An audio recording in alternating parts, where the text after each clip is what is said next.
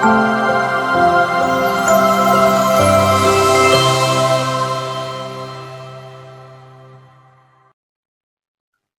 இயேசு கிறிஸ்துவுக்குள் எனக்கு அருமையானவர்களே, நம் ஆண்டவர் இயேசு கிறிஸ்துவ நாமத்தினால் உங்கள் அனைவரையும் வாழ்த்துகிறேன். நீங்கள் செல்லுகின்ற பாதையெல்லாம் கடவுள் உங்களோடு கூட வந்து உங்களை முன்னும் பின்னும் இடமும் வலவுமாக சூழ்ந்து நின்று காப்பாராக.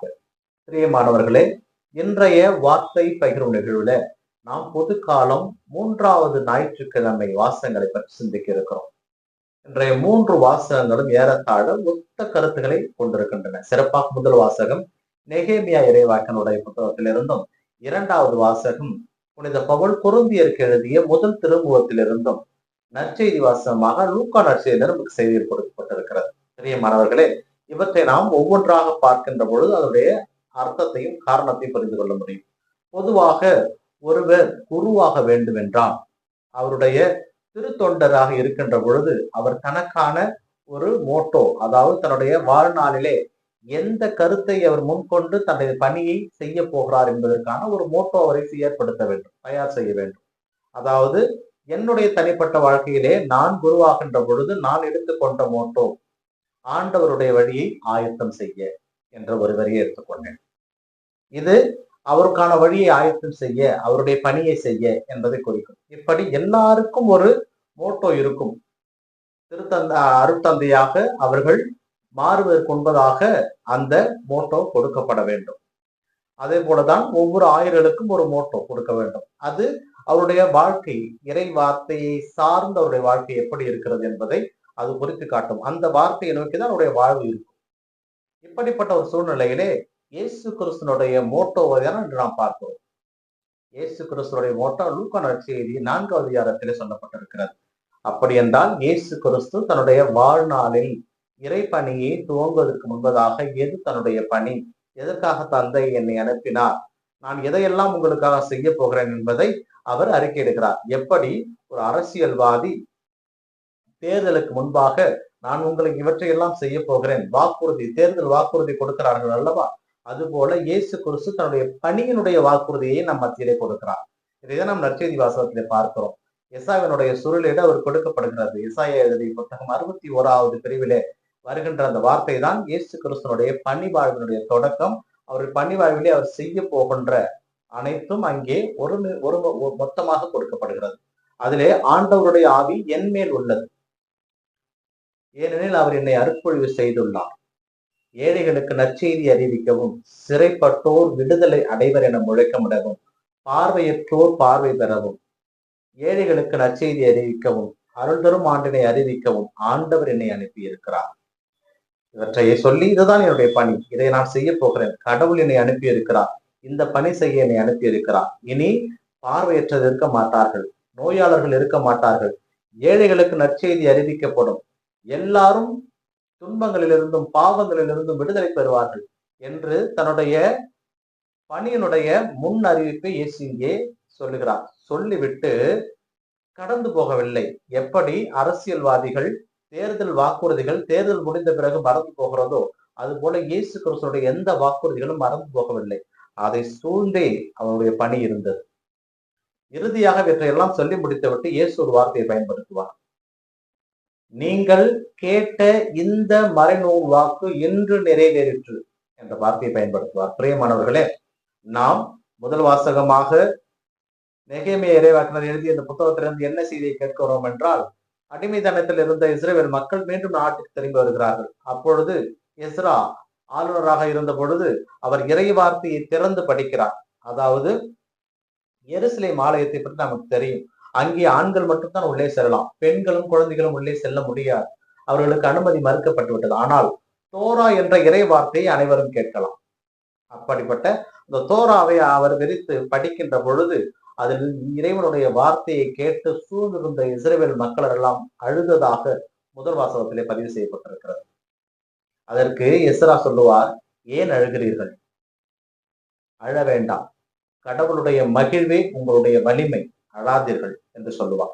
இது முதல் வாசகம், இதை மனதில் கொள்ள வேண்டும். 2வது வாசகம் நம் உடலுடைய உறுப்பை பற்றி புனித பவுல் கொரிந்தியருக்கு எழுதிய முதல் திருமுகத்திலே சொல்லுவார். ஏனெனில் மக்களிடையே பிளவுபட்டு கடந்த அந்த மக்களை ஒன்று சேர்ப்பதற்காக உடலை ஒரு உதாரணமாக வைத்து சொல்வார். உடலிலே பல உறுப்புகள் இருந்தாலும் ஆனால் அவையெல்லாம் ஒன்று போல செயல்படும். ஏனென்றால் ஒரு உறுப்பு ஒரு உறுப்பிற்கு துன்பம் வந்தால் அந்த உடல் முழுவதும் துன்பமாக இருக்கும். ஒரு உறுப்புக்கு இன்பம் வந்தால் அந்த உடல் முழுவதும் இன்பமாக இருக்கும். எதுவுமே இங்கு தனித்து இயங்குவதில்லை. எல்லாம் ஒன்றோடு ஒன்று பின்னி பிணைந்து இருக்கின்றது. அதுபோலத்தான் நாமும் இறைவனோடு நம் ஆண்டவர் இயேசு கிறிஸ்துவோடு இணைந்திராவிட்டால் நம்மால் ஒன்றும் செய்ய முடியாது. இதுதான் இயேசு கிறிஸ்து சொல்லுவார். செடியோடு இணைந்திருக்கின்ற கிளை போல நம் வாழ இயேசு கிறிஸ்து நமக்கு அழைப்பு விடுக்கிறார். இந்த இரண்டு வாசங்களை நாம் மனதில் கொண்டுதான் இந்த நற்செய்தி வாசத்தை பார்க்க இருக்கின்றோம். இயேசு கிறிஸ்து அந்த சுருளெட்டை படித்து முடித்துவிட்டு இந்த மறைநூல் வாக்கு, நீங்கள் கேட்ட இந்த மறைநூல் வாக்கு இன்று நிறைவேறிவிட்டது என்று சொல்வதை நாம் பார்க்கின்றோம். அனைத்தையும் இப்போது நாம் விட்டுவிட வேண்டும். இயேசு கிறிஸ்து தன்னுடைய மேனிபெஸ்டோ, அதாவது தேர்தல் அறிக்கை கூட தன்னுடைய பணியினுடைய அறிக்கையை முன்னறிவிக்கிறார். மோட்டோ, குருவானவர் தன்னுடைய பணியை துவங்குவதற்கு முன்பதாக அந்த மோட்டோவை சொல்லி தன்னுடைய பணியை ஆரம்பிப்பார். எதற்காக நான் அழைக்கப்பட்டிருக்கிறேன், என்னுடைய பணி வாழ்வு எதை சார்ந்து இருக்க போகிறது, நான் யாருக்காக பணி செய்ய போகிறேன், இவை இயேசு கிறிஸ்துடைய மோட்டோவை என்று அறிவிக்கிறார். அதை நாம் கேட்டிருப்போம். இதிலே இந்த இறுதி வார்த்தையை பற்றி தான் சிந்திக்க இருக்கிறோம். இன்று இன்று இந்த இறைவாக்கு நிறைவேறியது.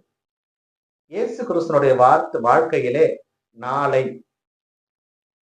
நேற்று என்பதெல்லாம் கிடையாது.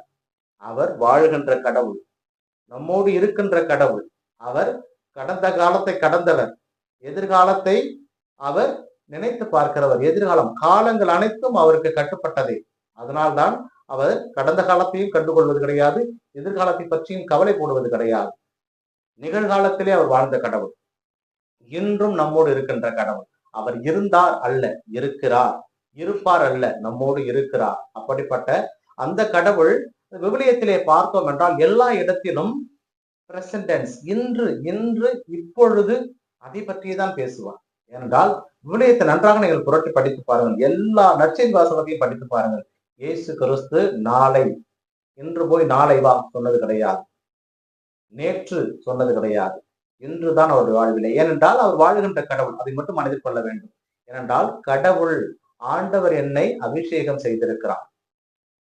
அவர் ஏழைகளுக்கு நற்செய்தி அறிவிக்க என்னை அனுப்பி இருக்கிறார். இந்த வார்த்தைகள் எல்லாம் வாழும் கடவுள், வாழும் கடவுளுடைய மகன் நம் மத்தியிலே இருக்கிறார். அப்படிப்பட்ட வாழும் கடவுளை நாம் வழிபட்டு கொண்டிருக்கிறோம் என்றால் அந்த வாழும் கடவுளோடு நாமும் அவரோடு நடைபெயல வேண்டும். அதைதான் யூபிலி ஆண்டு நமக்கு நினைவுபடுத்துகிறது. இந்த யூபிலி ஆண்டு எதிர்நோக்கில் திருப்பயணிகளாக இருக்கின்ற நாம் வாழுகின்ற கடவுள் இன்று, இன்றைய நிலையிலே, இப்பொழுது நான் எப்படி இருக்கிறேன், நான் நேற்று எப்படி இருந்தேன் அல்ல, நாளை எப்படி இருப்பேன் அல்ல, இன்று இப்பொழுது எனக்கும் கடவுளுக்குமான உறவு எப்படி இருக்கிறது, கடவுளுக்கும் எனக்குமான உறவை போல எனக்கும் எனக்கு அடுத்திருப்பவருடைய உறவு நான் எப்படி இருக்கிறது, எல்லா மனிதர்களையும் நான் எப்படி பார்க்கிறேன், இன்றுதான்.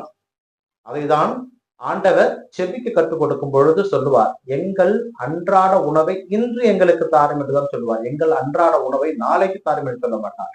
இன்று இயேசு கிறிஸ்து இன்றைய present tense, is in the present, not in the past, not in the future, is in the present.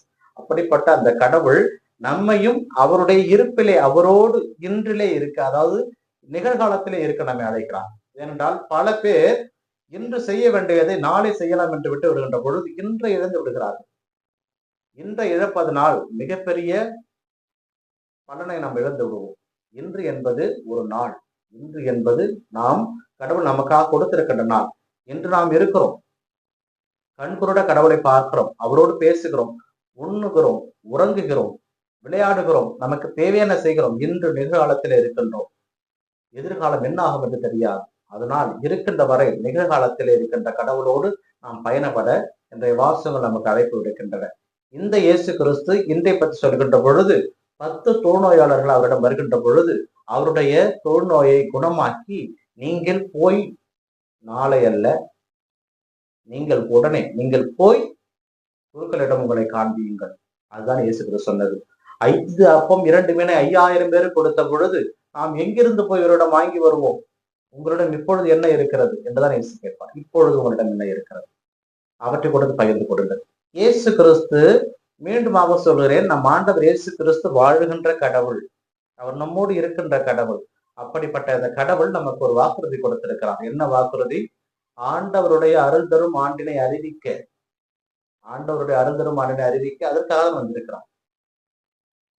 ஆண்டவருடைய ஆவி என்மேல் உள்ளது, அவர் என்னை அபிஷேகம் செய்துள்ளார். இது எல்லாம் எல்லாம் இன்று நமக்காக இந்த கடவுளும் கொடுக்கப்பட்டிருக்கிறது. பார்வையற்றோர் பார்வை பெறுவர். இனிமேல் அவையெல்லாம் நடக்கும். நோயாளிகள் இருக்க மாட்டார்கள். ஏழைகளுக்கு நற்செய்தி அறிவிக்கப்படும். இயேசு கிறிஸ்துடைய பணி வாழ்வுடைய தொடக்கம். அப்படிப்பட்ட அந்த இயேசு கிறிஸ்து நம்மையும் பார்த்து இன்றிலே கனவு உலகிலே வாழ நம்மை கடவுள் அழைக்கவில்லை, நிகழ்காலத்திலே வாழ கடவுள் நம்ம அழைக்கிறார். இந்த நிகழ்காலம்தான் நம்மை இறைவனோடு இணைக்கும். ஏனென்றால் அந்த கல்வாரி மலையிலே 2 கல்வர்களுக்கு மத்தியிலே இயேசு சிலுவையிலே அறையப்பட்ட பொழுது இயேசுவிடம் ஒருவன் சொல்லுவான், இயேசுவே, நீர் ஆட்சியுரிமை பெற்று வரும்பொழுது என்னை நினைவு கூறும் என்று சொன்ன பொழுது, இன்று என்னோடு நீ பேரின்ப வீட்டிலே இருப்பாய் என்று இயேசு சொல்லுவார். இந்த இன்று என்ற வார்த்தையை நாம் மீண்டும் மீண்டுமாக கவனத்தில் கொள்ள வேண்டும்.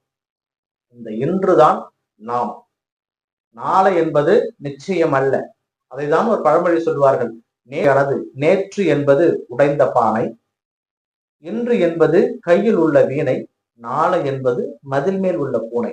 அதனால் இன்று என்பதை நாம் கருத்தில் கொள்ள வேண்டும். நமது கரங்களில் இருப்பதை பயன்படுத்த வேண்டும். கடவுள் நம்ம கொடுத்திருக்கின்ற திறமைகளை பயன்படுத்த வேண்டும். கடவுள் நம்ம கொடுத்திருக்கின்ற தாளந்துகளை பயன்படுத்த வேண்டும். கடவுள் நம்ம கொடுத்திருக்கின்ற உறவுகளை பயன்படுத்த வேண்டும். கடவுள் நம்ம கொடுத்திருக்கின்ற தந்தையரை, தாயரை, மக்களை, இந்த உலகத்தை, இந்த இயற்கையை நாம் பயன்படுத்த கடமைப்பட்டிருக்கிறோம். அது கடவுளுக்கு உகந்த முறையிலே பயன்படுத்த கடமைப்பட்டிருக்கிறோம். ஏனென்றால் இந்த உலகத்திலே படைக்கப்பட்ட ஒவ்வொரு உயிரும் ஏதோ ஒரு காரணத்திற்காக படைக்கப்பட்டிருக்கிறது. அவை அந்த பயனை செய்யாமல் கடவுளிடம் திரும்பி செல்லாது. இதைதான் நாம் விவிலியத்திலே வாசிக்கலாம். வானத்திலிருந்து பனி இறங்கி வந்து நிலத்தை நனைத்து முளை அரும்பி வளர செய்யாமல் அது விண்ணுக்கு திரும்புவது கிடையாது. அது போலவே என்னுடைய வார்த்தையும் இருக்கும் என்று நாம் விவிலியத்திலே, பழைய ஏற்பாட்டிலே நாம் வாசிக்கலாம், எசாயா புத்தகத்திலே. அப்படிப்பட்ட அந்த கடவுள் நமக்கும் ஏதோ ஒரு திறமையை கொடுத்திருப்பார். நம்மிடம் ஏதோ ஒரு திறமை இருக்கும். அதை கடவுளுக்காக நாம் பயன்படுத்த கடமைப்பட்டிருக்கிறோம். ஏனென்றால் இன்றை நாம் இழந்து விட்டோம் என்றால் மீண்டும் அது நமக்கு கிடைக்காது. அதனால் நம்மோடு உயிர் வாழ்ந்து கொண்டிருக்கிற நம் ஆண்டவரிடம் என்ன தேவையோ அவரிடம் பேசி பெற்றுக்கொள்வோம். இருக்கின்ற வரை அவரோடு நடைபெயலுவோம். ஏனென்றால் அவர் நமக்கானவர். அப்படிப்பட்ட அந்த கடவுளுடைய ஆசீர்வாதத்தை நாம் நிறைவு பெற வேண்டுமானால் அந்த கடவுளுடன் நம்ம முழுமையாக ஒப்பு கொடுப்போம். ஏனென்றால் இந்த கடவுள் வாழுகின்ற கடவுள், நம்மோடு இருக்கின்ற கடவுள், நமக்காகவே இருக்கின்ற கடவுள். அப்படிப்பட்ட அந்த கடவுளுடைய ஆசிரியர் வேண்டி தொடர்ந்து ஜெபிப்போம். இந்த நாள் உங்களுக்கு இனிய நாளாகவே அமையட்டும். இறைவன் இயேசு என்றென்று வாழ்த்து தருவாராக. ஆமென்.